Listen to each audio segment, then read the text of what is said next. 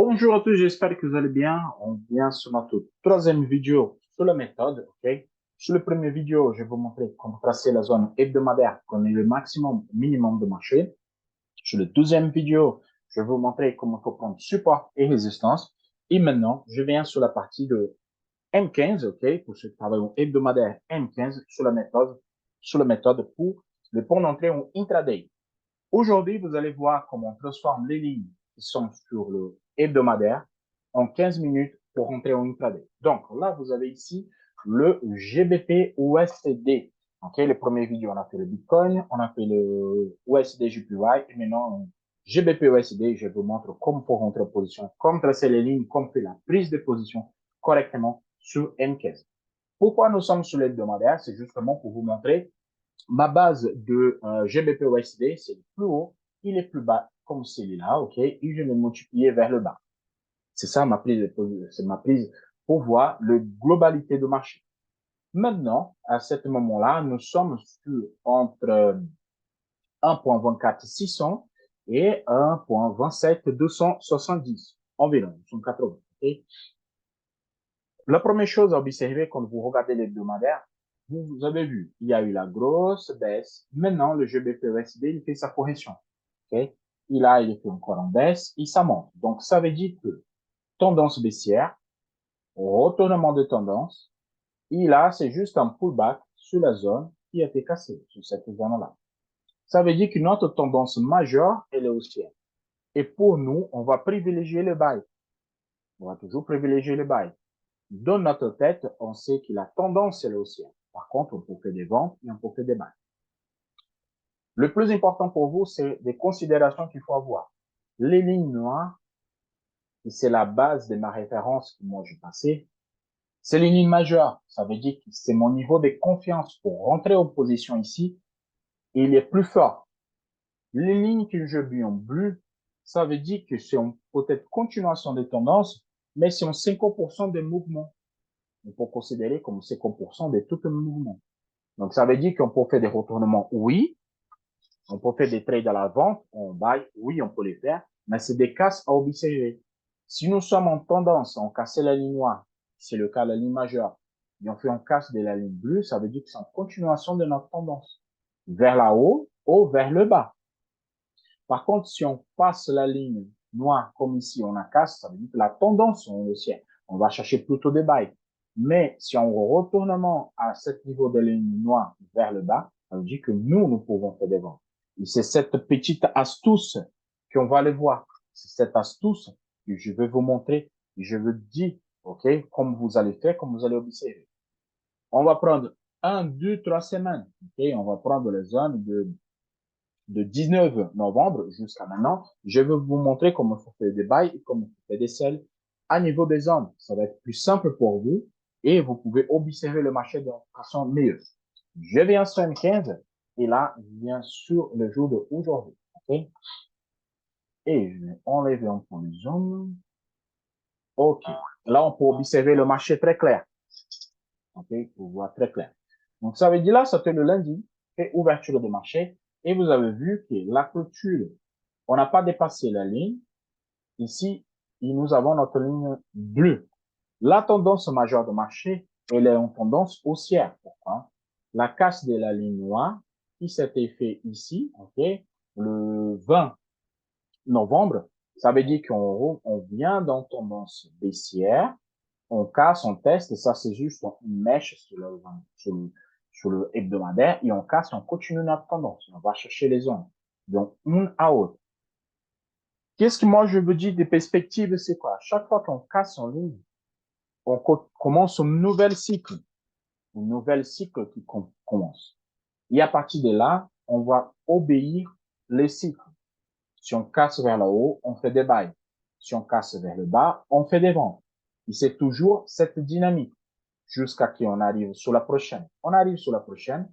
Si on casse vers le haut, on continue à faire des buys. Si on casse vers le bas, on continue, en retournement de tendance, on fait des ventes. Mais je vais vous montrer comment on fait ce retournement. Pour cette casse majeure ici, on a eu la casse. Okay? Quand on a ce type de casse, qu'est-ce qu'il faut d'abord analyser? Si on en casse, il y en a un pullback. On rentre en position avec un stop. Et c'est là qu'il rentre la partie de ligne majeure. Okay? Quand je parle de ligne majeure, c'est ça. Exemple, vous avez vu ici, il y a eu la casse sur le retournement.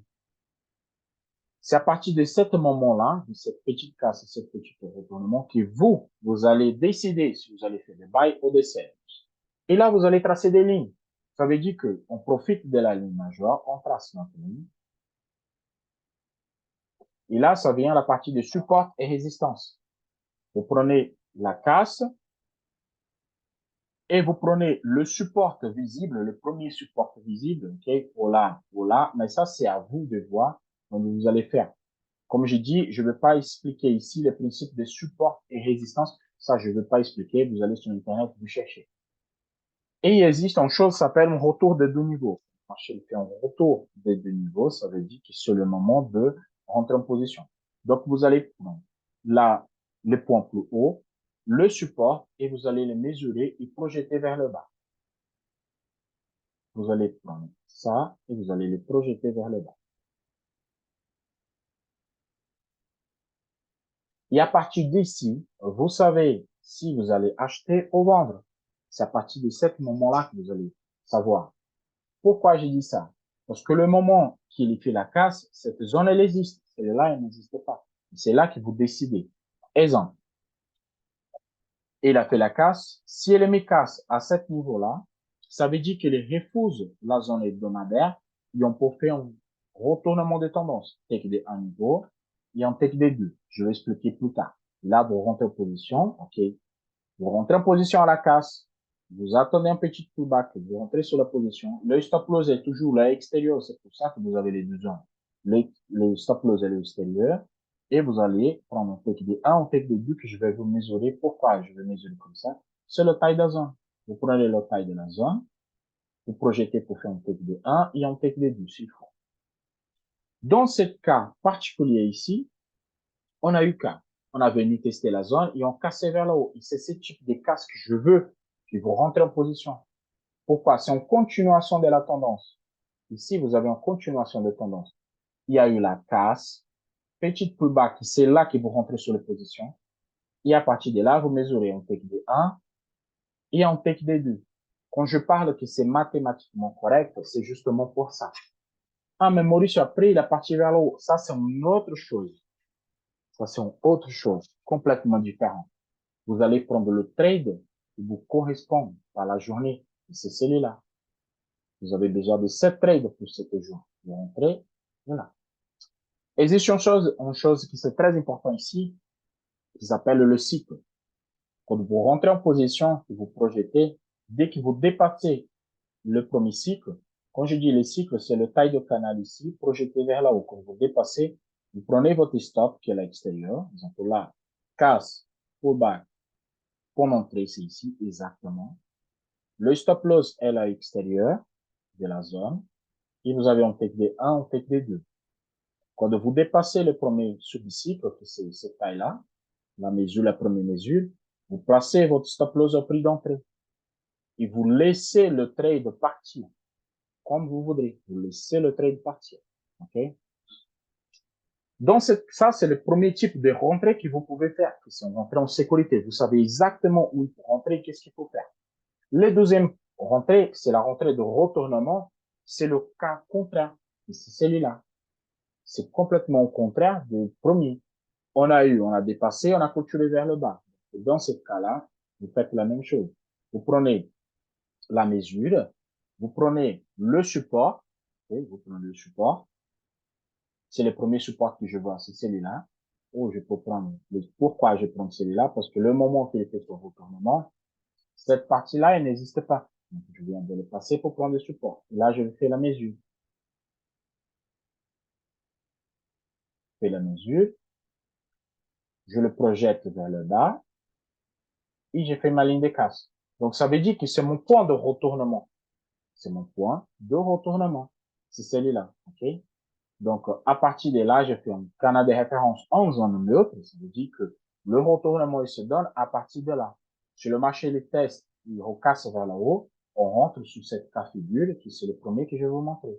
Et les tests, ils rebondissent, ils partent. haut, il casse, il continue. C'est pour ça qu'il faut travailler, il faut bien observer. Donc là, qu'est-ce qu'il a fait? Hop, on a tracé, on a projeté vers le bas. Cette zone n'existait pas. Donc il vient ici, il travaille tranquillement. Casse, il a eu la casse. OK. Casse, clôture. Je passe ici mon point d'entrée, c'est exactement là. Le point d'entrée, il est ici. Mon stop loss est là au extérieur de ma zone pour éviter qu'il va travailler la zone. Et à partir de là, je fais la mesure. Et moi, je projette pour un take de 1 et un take de 2 si c'est le cas. OK? Un take de 2. Quand je vais passer mon stop loss à 0, c'est justement qu'il va casser la zone. Il va casser cette première partie-là. Dans ce cas ici, le marché il va évoluer. Regardez, il vient ici proche de la zone. Et le retour, si vous êtes négatif, il travaille, il vient chercher la zone. Et c'est la zone plus haut. OK? C'est la zone plus haut, mais votre stop, elle est là. Donc, attention avec ça. Et là, ça fait un effet psychologique. Quand vous êtes en positif, que vous passez en négatif, positif, négatif, que vous voyez qu'il revient, faites confiance à votre travail. Ne clôturez pas manuellement ici, parce qu'après, le marché, il vient et il casse la zone là. Regardez, il casse. Vous passez au break-even et là, vous faites un take des 1 et un take des 2. Donc, une fois que vous cliquez sur le bouton vente ou sell, okay, laissez le trade au maximum. Ah, mais Mauricio, j'ai rentré aujourd'hui, j'ai fini demain. Il n'y a pas de souci. Tant que votre stop loss n'est pas prise, tant qu'il n'arrivait pas au niveau que vous allez sécuriser votre trade, laissez le trade. Et c'est justement à cause que je parle toujours, il n'existe pas un miracle, okay, une stratégie miraculeuse sur le marché. Il n'existe pas. Il existe la consistance. OK? Si vous rentrez ici et prendre votre stop loss, patience. C'est le risque, le stop loss, ça fait partie du marché. OK? Mais là, si vous obéissez ça tout le temps, à la fin d'un mois, on a fait une semaine, vous avez la consistance. C'est ça qui fait que le trade soit rentable. Donc, je vous explique la rentrée. Je vous explique aussi la partie de retournement de marché. Maurice, j'ai fait deux trades ici. Et là, à partir de là, je fais quoi? Vous abandonnez le marché. Vous laissez le marché. Regardez, il vient encore une fois, il trace la même zone. Il revient sur le canal. Et c'est la deuxième chose que moi, je voulais vous montrer par rapport à la rentrée des positions. Et là, je vais tirer les niveaux jusqu'en haut pour profiter des mouvements. Je vais profiter de ma ligne de façon correcte. Je vais juste mettre correctement.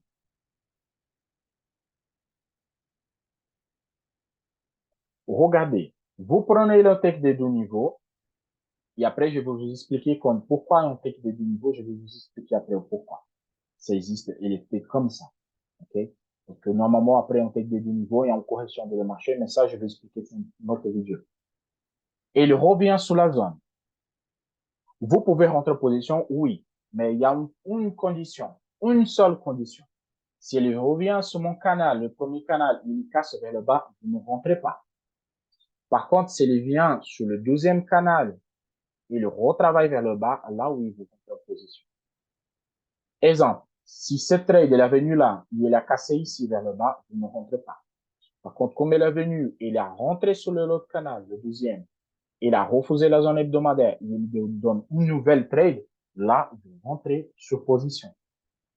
Vous rentrez sur position avec la même chose. Take de un niveau et on take des deux niveaux. OK? C'est la condition qu'on fait de rentrer. Par contre, si le lien, il me casse ici la zone 1.27 et 330, là, ça veut dire que le marché, il est venu tester, il a fait du niveau, et là, il continue la tendance. N'oublie pas que la tendance, elle est haussière. Ça veut dire que le marché, il pousse à la hausse. La tendance pour aller le dernier plus haut ici, elle est plus forte. Pourquoi? La tendance, elle continue. Donc, ça veut dire qu'il est venu juste faire un test, il a respiré le marché, et après, il continue sa tendance. OK? Une fois que vous faites un trade, deux trades, c'est bon. Vous abandonnez au milieu là, il y a quoi faire. Pour les gens qui ont rentré ici, take D1 et take D2, take D1 et take D2, à ce niveau-là, vous n'avez plus rien à faire. Vous attendez deux choses. On retourne sur la zone et rentre à l'avant. On retourne sur la zone et rentre en position bas. La méthode, elle est efficace parce que vous avez deux possibilités de buy ou de sell. Il n'y a pas de range et vous n'allez pas vous occuper des ranges, vous n'allez pas vous occuper des figures chartistes, vous occupez de rien. Vous avez des lignes majeures qui sont les lignes hebdomadaires, qui sont mathématiquement tracées, que moi je vais vous montrer sur le premier et deuxième vidéo. Et vous avez deux lignes que vous allez tracer en support et résistance pour rentrer en position. Et c'est mathématiquement calculé aussi. Pourquoi c'est mathématiquement calculé? Parce que vous savez exactement où il faut placer les stop loss, où il faut rentrer, exact. Vous allez placer votre break-even sur le bon moment, pas en avance, pas en arrière. Donc, il n'y a pas de réflexion à faire. Et vous avez la zone de take profit et de take profit. Pour le take profit, ne prenez jamais au fond. Laissez un petite marge. Ne soyez pas gourmand. OK? Ne soyez pas gourmand. Si votre take profit, il n'est pas juste ici, ne placez pas comme ça. Laissez un petite marge pour le marché. Et ça arrive toujours. Le marché touche, il rebondit. Ça arrive toujours. Donc, laissez un petite marge. Ne soyez pas gourmand de mettre là. Non. Laissez un petite marge pour le marché. Et à partir de là, vous prenez votre take. OK? En gros, de prendre les positions, c'est exactement comme ça. OK? Je vais m'arrêter là, comme ça, les vidéos n'est pas grand, il n'est pas grand. Et à partir de là, vous allez faire vous-même. Sur le prochain vidéo, je vais vous expliquer le détail. C'est quoi le détail? Ce type de position-là. Regardez les positions, comme elle est fait.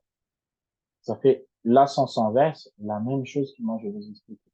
C'est pour ça que j'aime beaucoup la méthode comme ça et je ne change plus jamais ma condition de travail.